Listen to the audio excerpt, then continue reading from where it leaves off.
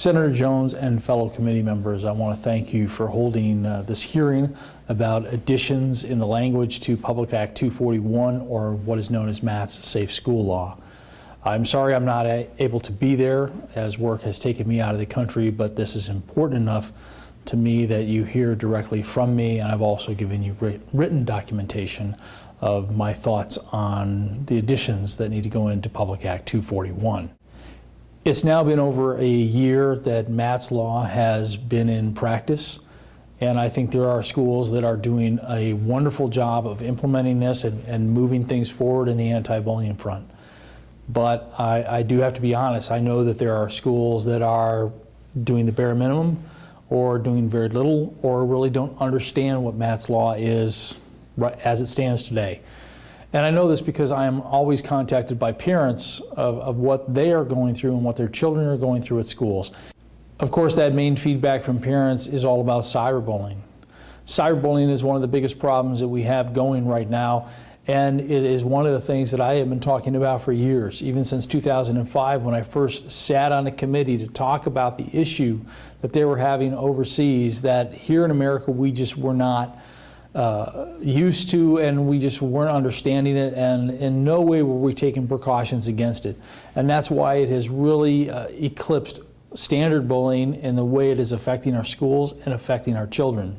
It is not to be in any way disrespectful, but 2 years ago when we talked about Matt's Safe School Law, I talked about the inadequacy of the language in the law about cyberbullying and technology itself.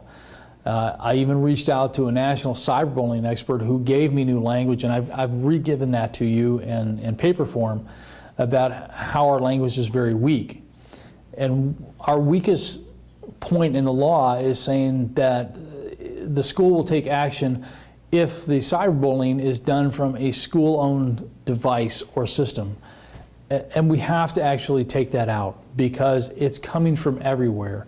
And in true anti-bullying form, schools need to understand it doesn't matter if that argument over a football game, over a boyfriend, over a card game, over who drove where to what movie, whether that starts online or whether it starts person to person, it's still going to come into that classroom. That's what schools and teachers have kind of missed the point on. It's still going to become disruptive to the classroom environment, and that's where we have to take that line out, that schools must act on any instance of cyber issues and technology-based issues that are disruptive to the school environment. I've also offered, some other language in my written communique to you that are based on other laws. One of the other issues that we've talked about for a long time in trying to get Matt's Law to fruition was reporting. And it was seen that if the schools report this to their school board, that is really going to be enough. It really isn't. The reporting has to go all the way to the state level, and we need to kind of make that change as well. And this is in no way to punish schools, and I think that's what people misrepresent, that Matt's Law was out to punish schools. We're out to really help them. And when those schools are reporting their findings, if we have someone at the state level who is looking across the board at different schools, we can say, you know what, this is working and this is not working, and we can actually put schools in touch with schools that are doing a great job.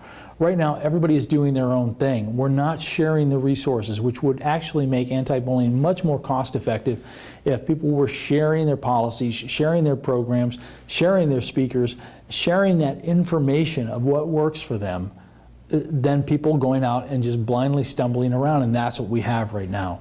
We have a great base model for schools to be working on, and again, schools are doing really great on this, but we need to help those schools that are struggling.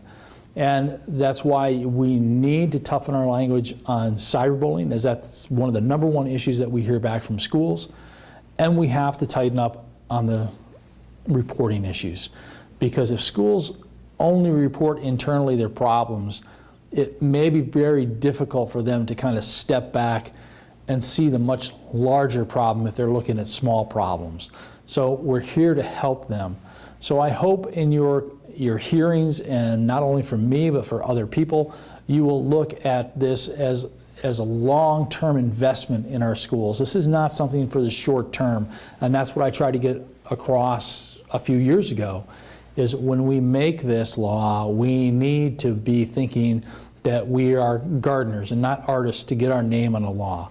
We have to be gardeners, that we are planting seeds, and this is not going to come to fruition until possibly another generation.